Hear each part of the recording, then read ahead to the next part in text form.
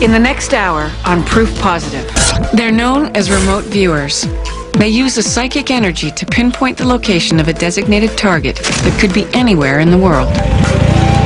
The guy claimed to have some kind of psychic powers, that he could travel with just his mind anywhere he wanted. He called it remote viewing. Gus told me that back in the 80s, he was part of a top-secret unit that got their training in the Army, in a program sanctioned by the highest levels of government. He said, "We were psychic spies." Here today, with the help of Proof Positive, we're going to take a look at remote viewing and show that it does really work. Statistically has been proven. We're going to offer some ideas. We're going to see the great Targ and Puthoff as they are giving their descriptions of what has happened and how it has been used by the military. Is that you were a psychic spy like Lacey? We prefer the term remote viewer. How does that work? Well, different Jedi had different techniques.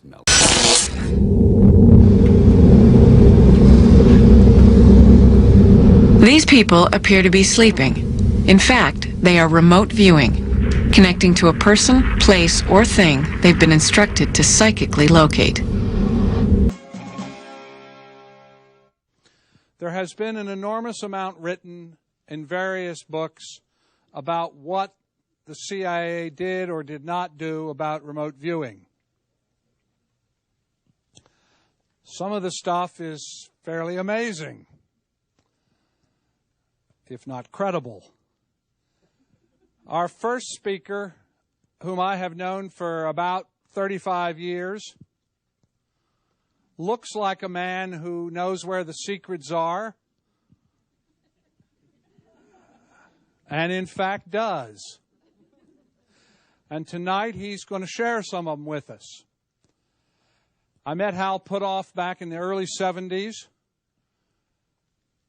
He had a national reputation as a physicist working in laser and laser optics, who got interested in remote viewing, and who, along with Russell Targ, were the founding scientists of that laboratory. It is a real pleasure to get Hal to come out and talk about this. You're going to hear stuff you haven't heard anywhere else, and you're going to hear it from the person who really does know where the truth lies. It's my pleasure to give you Hal Puthoff.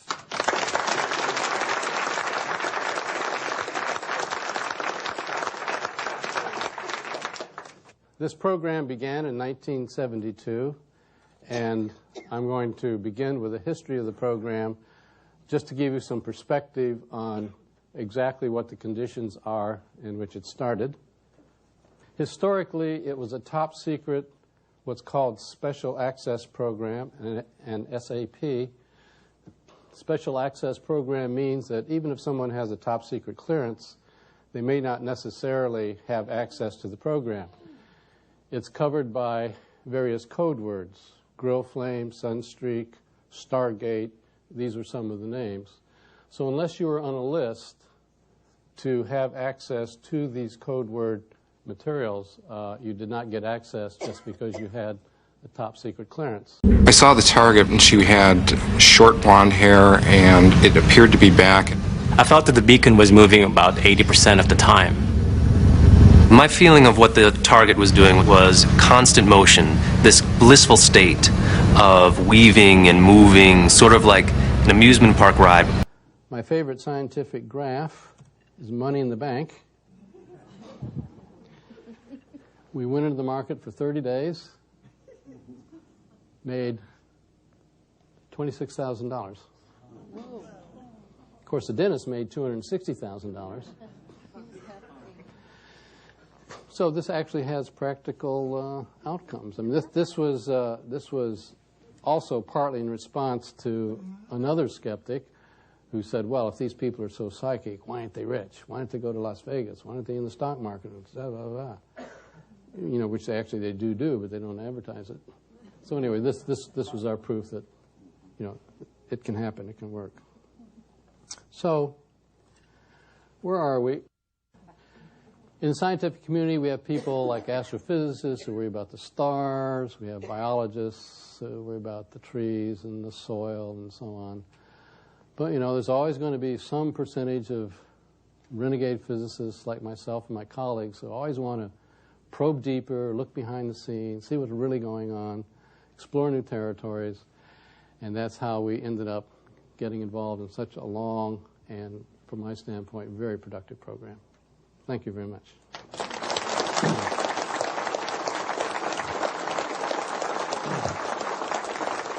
Thank you.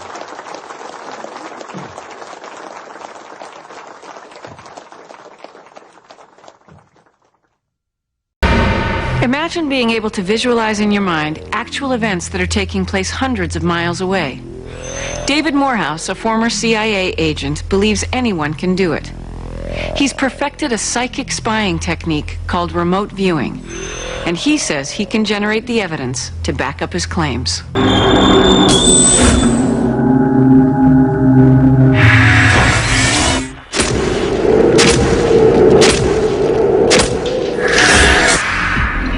Exactly what remote viewing is allowing someone to do is to see persons, places, or things distant in space-time.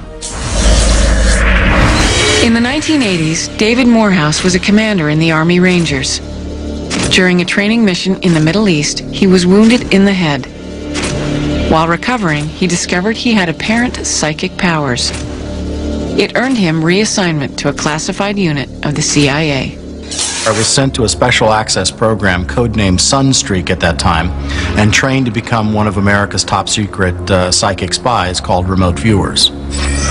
Every day that we came to work, we worked a rogues gallery of targets. It was a constant barrage of things that were ugly and sinister and moving targets. As part of a remote viewing team, Morehouse worked hundreds of cases. From searching for a Soviet jet that crashed in a jungle carrying an atomic bomb, to tracking suspected double agents. His most famous case was helping to determine the cause of the 1989 Pan Am 103 crash over Lockerbie, Scotland. The rumors are that the CIA spent around $50 million to continue to pay for the scientific research and development of coordinate remote viewing. Much of that money went to funding a program at Stanford University that was headed up by this man, physicist Russell Targ. Remote viewing is very easy to do. It's like a musical ability. There will, of course, be psychic superstars just as there are musical prodigies. But what pleased us very much is that we were able to train to a greater or lesser extent almost everyone who came into our laboratory. Well, I'm very happy to be here. My name is Russell Targ, and I'm a physicist, and it's my great pleasure to tell you about the remarkable work we did at Stanford Research Institute investigating psychic abilities. We did that for the CIA, Defense Intelligence Agency, NASA, and many, many other intelligence agencies, part of the U.S. government intelligence system. I got into all this as a childhood magician, standing on the stage in New York doing mental magic. And I had the experience from time to time of having a direct perception of something in the life stream of the person whose mind I was pretending to read, or whose fortune I was pretending to tell. So I was not a real psychic. I was just a kid doing magic. But I've now talked to people like Kreskin and Melbourne Christopher, and they said, oh yes, every professional magician knows that from time to time you're given some material, and you can then supplement your magic trick with whatever ESP comes to you. And there are many magicians who do that, as we know. But I was not doing magic for the CIA. Because as we know, the CIA is not easily amused, and we were trying to do the real thing for them. The work we did at SRI involved things like finding a downed Russian airplane in North Africa with code books on it, locating a kidnapped American general in northern Italy, looking into a Soviet weapons factory in Soviet Siberia, describing the construction of a huge Soviet submarine in northern Russia. And we even looked at on a Chinese atomic bomb test 3 days before it was scheduled to go off, and described correctly that it was going to fail. So we did quite a lot of useful things for the government during our 23-year program. Morehouse shares the notion that anyone can be taught remote viewing. So in 1991, he left the CIA and later developed a remote viewing training program that has attracted nearly 11,000 recruits. Now, we don't make any pretense that it is 100% accurate. We recognize that it has its limitations, but it is also a tremendous tool that allows us to see something distant in space-time and come back with a very accurate picture of what is there. We selected 12 remote viewers from throughout the United States and Canada and flew them to Los Angeles. Each of the viewers has undergone extended training with Morehouse. They've been told nothing about their task in advance. I have every expectation when given the mission that they will do exactly what they have been asked to do. The remote viewers are a diverse group, but they all share the same confidence in their skills. Ted Macy is a real estate broker from Atlanta, Georgia. If it's a defined target, then we can get there. You collect as much information as you can. Sometimes you get one small piece, and another time you might get 100 different pieces. Nicole Whitney is a radio talk show host in Vancouver, Canada. I don't think there's anything that's a hard target, actually. If you can get to any place in time and space using this, how can anywhere be hard to get to? Rommel Lozano works as a psychiatric counselor in San Diego, California. It's something that I'm experiencing myself. And then also, it's something that I know that I'm watching it at the same time. Before the test begins, Morehouse distributes a tasking sheet. The instructions are brief and to the point. Okay, welcome to target tasking number 1. And your special instructions for this particular target.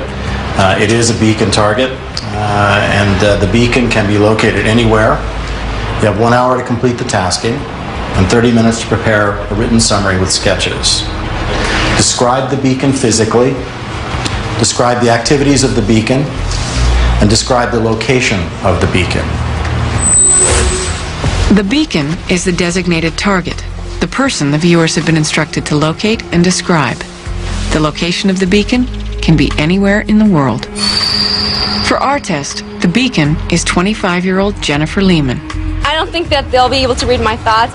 I don't think they'll be able to even know where I'm at. I'm so skeptical. The test begins. For the next hour, the beacon will drive a predetermined route through Los Angeles. Miles away, the remote viewers begin their process, unaware that the beacon is in the same city. It's much more difficult for the viewers than if the beacon is moving, because it's not a stationary piece of scenery for them. It's things moving by, and they're essentially looking through the eyes of the beacon, so they're looking and seeing what the beacon is seeing.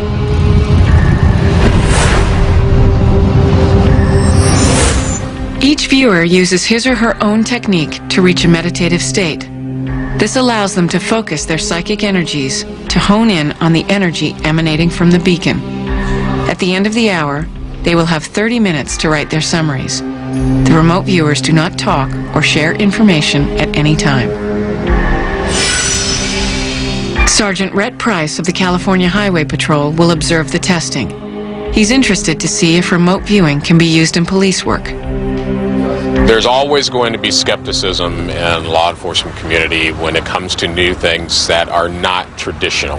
We look at things in black and white, and either you can do it or you can't, and we don't look beyond to any other methodologies to help us solve cases or mysteries or whatever you want to call them. Right from the start on, I know that there's this vibrational energy of moving up and down. I saw a fountain that had a number of water spouts coming up and popping up into the air. For this target, I definitely got a sense that it was close. It felt like she was on a bike the whole time. And then all of a sudden there was this dark trail that I was into, and then I saw this tunnel of light. We're looking for colors, we're looking for textures, we're looking for dimensionals and shapes and sizes and temperatures and smells and tastes, all of those things. I saw two buildings that kind of intersected. To me, it looked somewhat Asian in architecture. My speculation is that it was one of those ride, you know, like in Disneyland.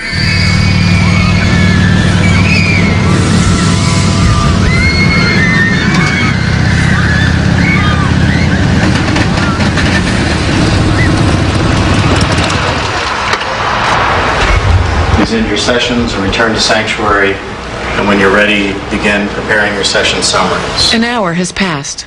The viewing session is over. The group now has 30 minutes to complete their written notes and sketches. When they are finished, Morehouse will review the summaries with the beacon. It goes on to say that there were shops and stores that bordered on a very large green space, a park or a garden of some sort. So a large park or something. Were you near a park? Right, we were at one point, we were near Echo Park. Okay. The next day, Morehouse will retrace the entire route and compare the remote viewer's sketches to what the beacon would have passed along the way. Since there is no accepted scientific methodology to test remote viewing, the accuracy of the sketches and written descriptions will be the gauge of success. Oh my goodness. Oh wow. Will any of the sketches and descriptions match? Will this case be judged proof positive? The answers at the end of the show.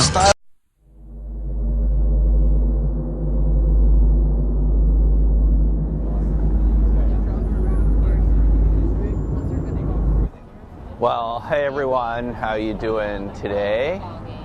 Well, we're coming with a special video for you today. We're in the neighborhood where Ingo Swann used to live until a short time ago when he passed over in January of this year, 2013. And I wanted to make this little video for you because I was fortunate enough to be able to have a conversation with him in January, just a few days before that happened, and I was able to ask him about why he thought remote viewing worked, what some of the mechanisms were, and he brought up some very interesting information that was new to me, and I just felt I should really share it with you. I talked to him on the phone a few times, and when I finally went over there, we talked about all sorts of RV history and things that were going on with it and science topics, and you know, he was just a great guy, and you could talk to him about anything because he was so well versed in so many subjects. So one of the subjects that I wanted to bring up with Ingo when I met with him was, sorry for the noise here, it's a little noisy, this neighborhood. One of the things I wanted to bring up with him was the statement that Russell Targ had made at one of the previous International Remote Viewing Association meetings in Henderson, Nevada last year in 2012. You know, Russell Targ is one of the founders of the program that created remote viewing as we know it in the 1970s at Stanford Research International together with Hal Puthoff. And Ingo was one of their first subjects who they were able to, you know, work with and experiment with to see if this was for real. Well, what Russell told us was, in the middle of his talk, and I don't think he'll mind me telling you this, in the middle of his talk, he stopped and said, okay, everybody, I want everyone to listen up. Remote viewing has nothing to do with quantum mechanics. The reason it works is because you're a large being, I'm paraphrasing here, you're a large being who transcends space and time, and that's why all of reality is perceptible by you. Just paraphrasing what he said. And so some of the previous speakers at the conference had suggested to us that the reason things like remote viewing work, I like to think of it as a type of resonance rather than remoteness. The reason it worked was because it had to do with quantum entanglement, you know, what Einstein called spooky action at a distance, you know, some sort of non-local interaction between quantum entangled particles. You know, it's a very hot subject in science these days because of the possible applications. Well, here's what Ingo had to say about that. And this is as far as I can remember exactly what he said. Russell's right. And he turned away and said, but not entirely. And so I was wondering what he meant by that. Not entirely in what way? Well, he went on to tell me his ideas about what he thought was going on here. And what he said was he believed our natural psychic abilities, if you'd like to call it that, for lack of a better word, because, you know, it's not really paranormal anything. It's something that's built into us. This is something that Ingo mentioned many times at the conferences when he spoke at IRVA and so forth, that we all possess a large amount of genetic material that science hasn't explained yet exactly what it does. If you've kept up with any of the literature recently about it, we now know that our genome, only a tiny percent of it is responsible for creating and replicating proteins that make up our cells, that make up our bodies, and so forth. Maybe about 2%, according to the latest estimates. And so science really doesn't know what the rest of it really does. We know that a certain percentage of that remaining 98% is considered regulatory DNA, involved in signaling communication between cells and so forth. But there's still a large part of it that's referred to as the so-called junk DNA. And I believe what Ingo was suggesting here is that that so-called junk DNA is actually acting like a radio transmitter, or a transceiver, if you will. That our DNA has a informational component to it that allows it to us to receive extra-dimensional, interdimensional information, non-local information, and so forth. In effect, that our DNA acts like an antenna. If you do a quick search about this yourself online, you'll see that there have been some articles about this, most recently in Wired magazine a few years ago, suggesting the possibility from experiments that have been done that DNA seems to exhibit certain properties that even if the organism is not living anymore, there's some radio signals there near the genetic material that can't be explained any other way. And if you think about it, the DNA has a helical spiral shape to it that is reminiscent of an antenna structure and so forth. So that's something to think about. And if you're someone who knows about this, feel free to contact me to share some of this information. But that's literally what he said to me. I wasn't able to go into more detail with him about it at the time because I thought we would be meeting again. He asked me to come back and so forth, and those other meetings never happened because he passed over before we could do that, sadly. But anyway, those were his ideas about why we're capable of doing remote viewing. I just think it's something to think about, and if we find out in upcoming years that there is really an informational component to DNA beyond our bodies, that's really one of its functions beyond what we think it is now, it'll be quite interesting to see that he was one of the people that was onto this very early. So anyway, I really thought I'd share that with you. Look forward to your comments as usual. Thanks a lot for paying attention and being a subscriber here. And we'll talk to you soon. Take care for now, and bye.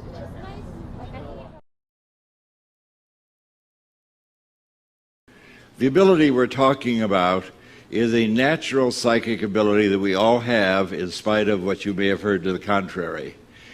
People can quiet their mind and describe and experience what's happening in a distant place or in the future.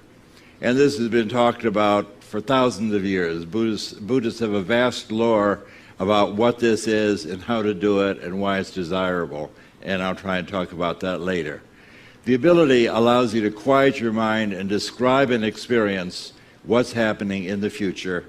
And you can do that independent of the distance. The most interesting thing that we found as physicists is that it's no harder to describe what's happening in Soviet Siberia 6,000 miles away than it is for you to describe the funny object I have in my pocket. 6,000 miles away does not decrease the accuracy or the reliability as compared with something nearby. Looking into the distance is no harder than looking at a contemporaneous event. And that's why this is called a non-local perception. Not quantum mechanical particularly. It pertains to the fact that we live in a non-local space-time described as scientifically, most recently by Schrödinger in the 1920s, and then proved in the 1970s and 1980s. So the idea of non-local connections is not New Age. This is accepted in the physical community. The hottest topic in modern physics is exploring non-locality. It was described originally by the Buddhists 2,000 years ago, but modern physics has finally caught up. Former CIA agent David Morehouse claims he has perfected a psychic spying technique called remote viewing. He says he can teach it to anyone. Exactly what remote viewing is. You have an ability to go into an altered state and to see another human being or anything else, or a person or a place or a thing distant in space-time, and to gather information about that. To test Morehouse's claims, we devised a difficult exercise. 12 trained remote viewers were instructed to psychically locate and describe the activities of a designated beacon target. For our test, the beacon was driving a motorcycle through the streets of Los Angeles. The viewers never knew that there was a motorcyclist involved. They never knew whether it was male or female. Sergeant Rhett Price of the California Highway Patrol observed the test. I have an open mind, and I was looking at it as a 50-50 proposition that, there's some possibility that this will work out. When the session was completed, Morehouse reviewed the sketches and written summaries with the beacon. That's definitely it. Out of the 12 viewers, 9 of the remote viewers indicated that the beacon was female, which was in fact accurate.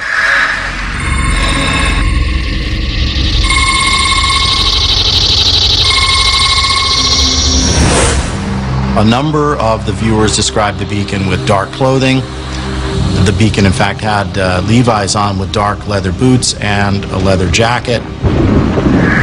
One of the viewers had a very uncanny description, which was the beacon as a short female with blonde hair tied back, which the beacon did have the hair tied back in a bandana, and then the motorcycle helmet on over the top of the bandana. Later, Morehouse and several of the remote viewers retraced the beacon's route, comparing it to the sketches. There's this pattern. This is the only way to measure accuracy. Right. According to Morehouse, studies indicate that 4 or 5 major hits should be considered extraordinary. Right away, there's a match at a location known as Echo Park. You can put the tents right in position, right with the fountain, and the tree next to the fountain, and the pathway around the fountain. Yeah, that'll all work really, really good right there. Look at that. Wow. Perfect. It's just an incredible feeling to visit this place that I've actually been to before but didn't recognize during the session. This is really amazing, really amazing. I've never been here before in my life, at least not physically. It kind of gives me goosebumps.